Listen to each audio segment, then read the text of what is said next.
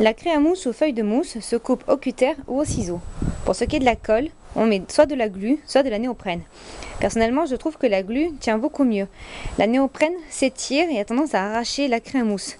Bon, en même temps, une fois que c'est collé à la glu, il faut tout refaire. La craie à mousse a ce défaut, elle marque. Là, vous voyez la trace de mon ongle. C'est incrusté dedans et ça partira plus. Donc attention à comment vous manipulez votre feuille. Maintenant, je vous montre ce que j'ai fait avec de la craie à mousse. Une couronne montée sur une base en fil de fer, des lunettes également montées sur une base en fil de fer. Pour ce qui est des verres, j'ai pris du film solaire pour les voitures collé sur une feuille plastique transparente, un Lucky Charm, 3 épaisseurs, une fleur que les fans reconnaîtront avec 2 œillets, des ailes parcourues par un fil de fer décoratif qui se glisseront derrière un corset, et une corne. J'ai pris un grand rectangle de craie à mousse que j'ai torsadé, recouvert de bandes de plâtre que j'ai lissé avec du plastiroc. Bon, c'était à mes débuts, donc si je devais la faire, je ne m'y prendrais pas du tout de la même façon. Vous voyez, on peut faire de jolies choses avec de la craie à mousse, il suffit d'être imaginatif.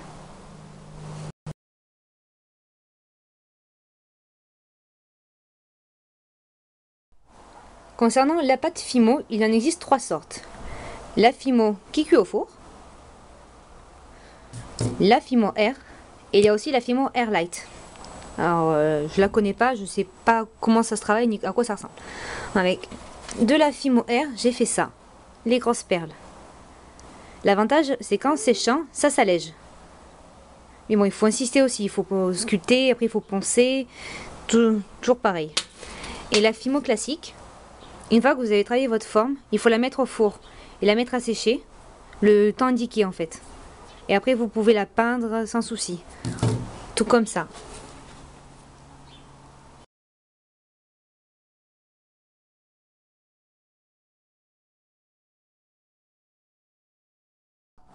La pâte à rêve, c'est la pâte à modeler qui sèche à l'air libre, qui reste légèrement flexible une fois sèche. Alors, ça ressemble à ça.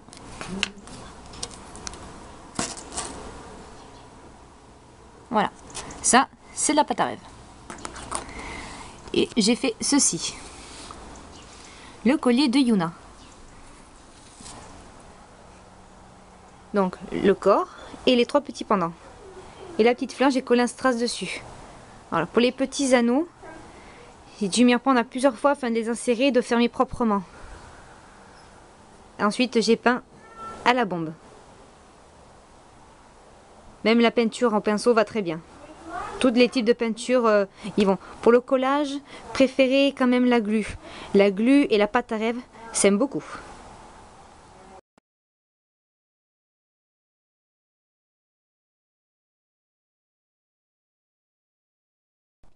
Le plastiroc se travaille avec un peu d'eau.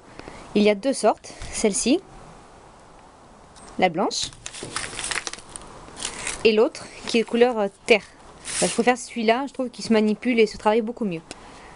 Alors, avec du plastiroc, j'ai fait ça, une paire d'oreilles.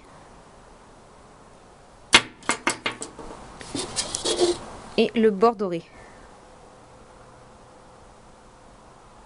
Alors pour faire ça, il faut lisser, apposer d'abord une première couche et faire sécher. Pour faire sécher, il faudrait le mettre au soleil, ça va plus vite.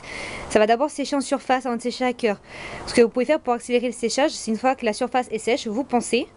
Dès que vous arrivez là où c'est encore frais, vous laissez sécher de nouveau et vous continuez comme ça ainsi de suite. Et une fois que votre base est sèche, vous remettez du plastiroc jusqu'à obtenir un travail lisse et net. Ça va vous demander plusieurs étapes. Vous n'allez pas arriver du premier coup. Il va falloir être patient si vous voulez arriver à quelque chose de nickel.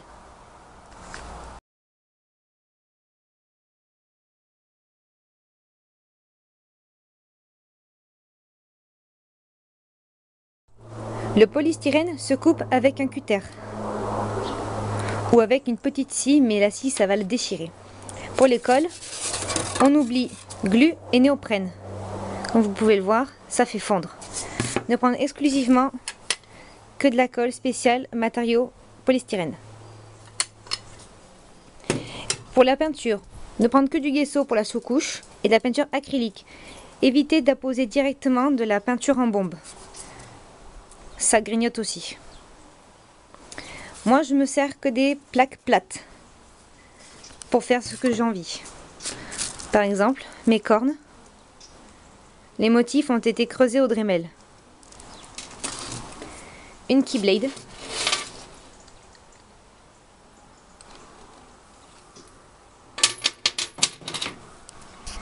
Et une faux qui a été recyclée. L'avantage du polystyrène, c'est que ça reste léger. Donc pour ma faux, ça a été l'idéal.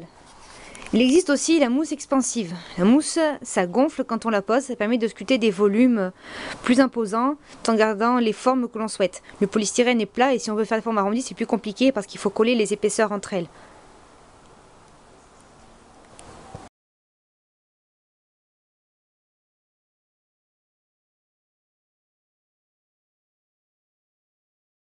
La Webam, c'est de la porcelaine froide qui sèche à l'air libre. Pour la manipuler, vous aurez besoin de corps gras comme de la vaseline ou de crème pour les mains. Alors moi, j'ai fait ceci. Petit pendentif. J'ai inséré le crochet avant que ça sèche, de peur de le casser ensuite.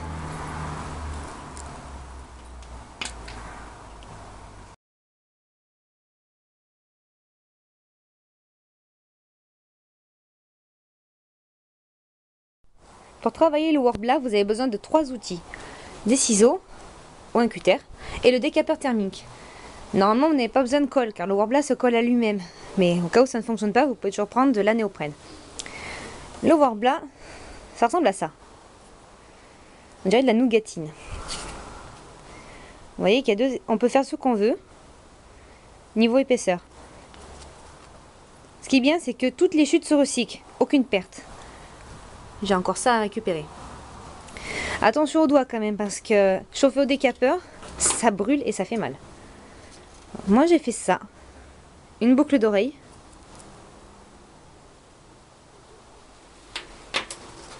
Une menotte avec les maillons. C'était ma première fois en Worbla, c'est pour ça que c'est très moche. Et j'ai fait ça. Alors vous imaginez bien que j'ai pas moulé directement le masque sur moi. J'ai pris une base plastique. Alors il y a des endroits, ici, j'ai un peu trop insisté avec le décapeur. Ça a gondolé. Et comme le Worbla épousait le plastique ici, bah, c'est irrécupérable.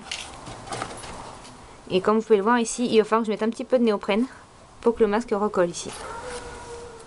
L'aspect satiné vient du fait que j'ai mis 2 grosses couches de colle à bois pour combler les aspérités du Worbla afin d'avoir une surface lisse. Le Worbla vient d'Allemagne. C'est assez cher, mais c'est franchement bien. Selon ce qu'on en fait, on peut faire des armures, des accessoires, recouvrir des armes pour les protéger. Allez voir la cosplay Oscar Cosplay, elle fait de super trucs avec. N'hésitez pas à aller faire un tour.